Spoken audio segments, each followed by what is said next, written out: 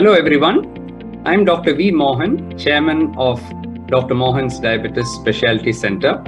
Welcome back to this series of videos that we are making to teach you about diet or nutrition and its link to diabetes. In other words, how by making small changes in your diet, you can achieve major changes as far as your diabetes control is concerned.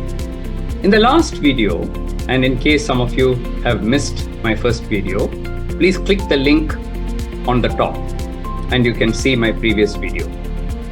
So in the last video, we talked about what is called as the 50-25-25 principle. I hope some of you who have seen that video remember it.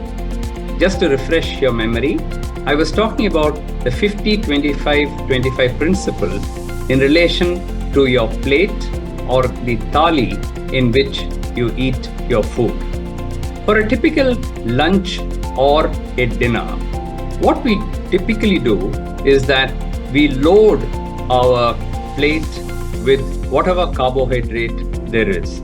For example, in the south and in the east of India, it will be rice. So we'll have course after course of rice and with it some accompaniments. In the north and the west of India, it would be wheat-based products. So it may not come as a surprise to you, some of you probably already know it, that India is a carb nation, which means that almost 75 to 80% of everything we eat has carbohydrate. Is it any wonder then that India is referred to as the diabetes capital of the world?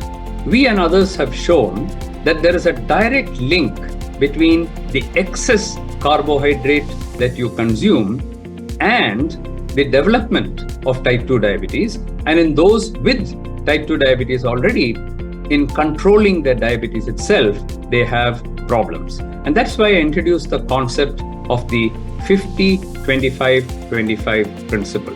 Now, what is this 50-25-25? To remind you, 50% of the plate you should fill with non-starchy vegetables. So you can think of all the vegetables which don't contain much starch. For example, spinach or broccoli or cauliflower or beans or any other green leafy vegetable that you can think of. 50% of the plate, both for lunch and dinner, should comprise of this. So when we talk about protein, the problem is that most Indians don't consume enough protein. We're supposed to have at least 15-20% of our total calories coming from protein, but in India it's hardly 8 to 10%. The simple way to increase your protein intake is to look for protein in every meal. And that is where this 25 rule comes in. 25% of your plate should be reserved for protein. For vegetarians, we have vegetable protein, and we'll talk about protein in the next episode. And for non-vegetarians, it's very easy because if you take it from non-veg sources, you can get a lot of protein. But see that you have protein with every meal and that it occupies 25% of your plate. Now you have the last 25%. This is reserved for carbohydrate. Now, not all carbohydrate is bad. There is what is called as the good carbohydrate and the bad carbohydrate. Let's talk about the bad carbohydrate first.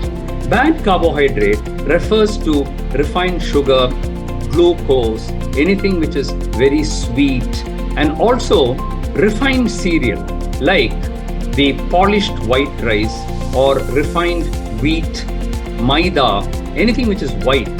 This contains a very high glycemic index, which leads to an increased glycemic load of your food. And therefore, these are called as bad carbs. White bread will also come in that.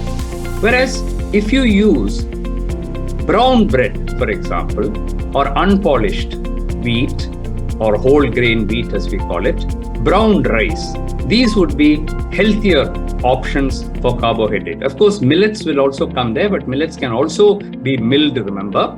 So if you have the unpolished millets, they are very healthy. Avoid things which are totally refined, and of course, avoid sugar, direct sugar, or sweets and desserts and so on, which are very, very high in sugar. So if you take the carbohydrate, take the good carbohydrate and restrict it to 25% of your plate. Believe me when I tell you that if you follow this kind of an eating habit with 50% coming from vegetables, 25% coming from protein, and 25% coming from the healthy carbohydrate, it becomes very easy to control your sugar. In those with pre-diabetes, you can actually reverse your diabetes and prevent diabetes as well.